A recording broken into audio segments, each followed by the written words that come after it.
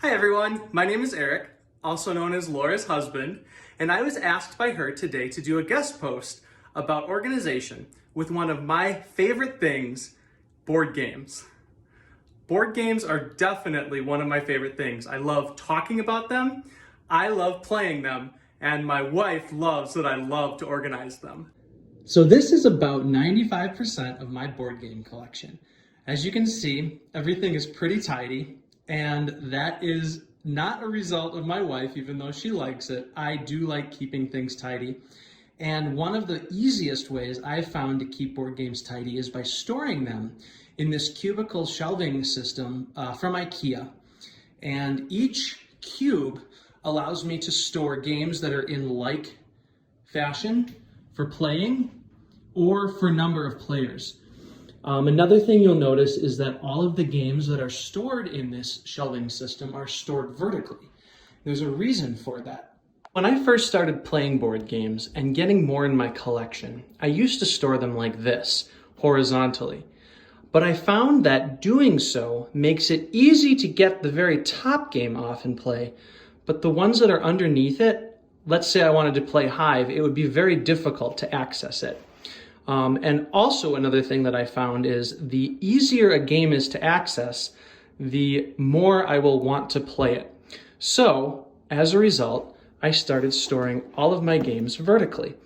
With vertical game storage, that game that previously was on the bottom, Hive, is now standing vertically, and it's equally easy to get it out as it is with all of the rest of them, and when you're finished playing, put it back.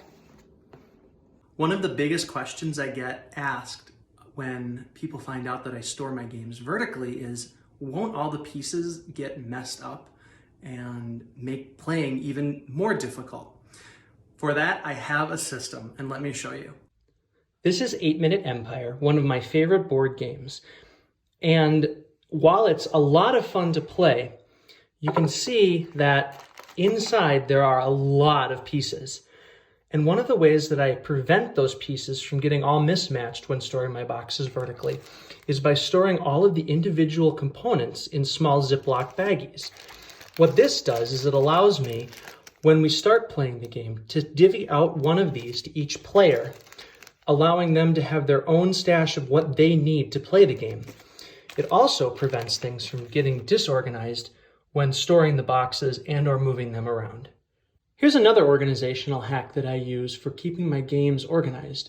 Once you start getting into more and more board games, you'll find that there are some games that have even more components to them than can be kept in Ziploc bags. And for that, I found a simple hack in this tackle box. This particular tackle box I enjoy using for my games because it allows me to basically put these dividers in wherever I need them to and allow me to have a custom insert for every game. A lot of the games that I have are dice games and card games that just wouldn't work as well storing them on this shelf. So for that, I have repurposed this wine crate from a case of wine that I bought, another thing that I love, and inside it I can store all of my smaller games. So you can see here I have a number of deck boxes, and then over here I have other games that I can quickly take out, play, and put back. This particular system would also do well for people who might not have as many games as me. Find a box that would hold everything, something that you can easily take out, put on the kitchen table, and have people pick what they want to play for the evening. While we're on the topic of optimizing storage, one of my favorite games to play is, let's see how small of a box we can fit the contents of the board game into. If you noticed that I had a number of these deck boxes in my small games box, not all of them are in fact small games. This game, Machi Koro, I fit the entire contents of the game into this little deck box. It's a plastic box with an open and closable lid. Very durable, strong, more importantly, small. It allows me to optimize storage for larger games, but it also allows me to throw this in my suitcase if I wanted to play this game while we're traveling, but I don't want to put that whole box in my suitcase. Another thing you'll notice is that I like to color coordinate the box cover with the deck box that I put it into. It makes it a lot easier to pick the game and know what we're going to be playing. While you might think that I have a lot of them, I used to have a lot more. And I found that there were a number of games that I did have that I just was not playing, whether it was because I couldn't find anybody who wanted to play them with me, or just because I didn't care for the game mechanics that much. So rather than allow these games that I just never touched to take up space in my house, one of the things that I was able to do was take them to a place like Half Price Books and sell them. While I might not be able to get the total amount back for what I paid for the game, I was able to get a pretty decent amount back. And when you add up a number of games, it generates a large chunk of money that you get back for things that you just really weren't using. So I would recommend, if you do have a lot of games like me, go through your library and see which games you play a lot and which games you might not play a lot. And then those that you do not play a lot, either donate them or see if you can get money through them by taking them to a place like Half Price Books. With the quarantine in effect, everybody limiting outside contact and spending more time with those in their family inside the house, I think board games are an excellent way to allow families to reconnect. My family loves playing board games, and we find that when we do play, we have some fun memories from each individual game. And I thought a while back, wouldn't it be fun to start recording these gameplays and recording the memories that were associated with those gameplays so that you can look back on the games in this journal and have some fun walking down memory lane. This is one of the first journals that I used to record all of our gameplays of Pinochle in my family. We recorded the different scores that took place, who was on what team, but we also recorded some fun things from that day. So in this case, this particular game of Pinochle from July 12th of 2014, we just got back from church. We had frozen pizzas for dinner, and then we watched You've Got Mail.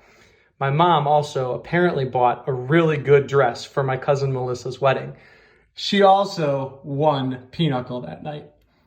Logging gameplays is definitely a fun way to look back at all of the fun memories your family had while playing those games, and also the fun memories that were associated with them.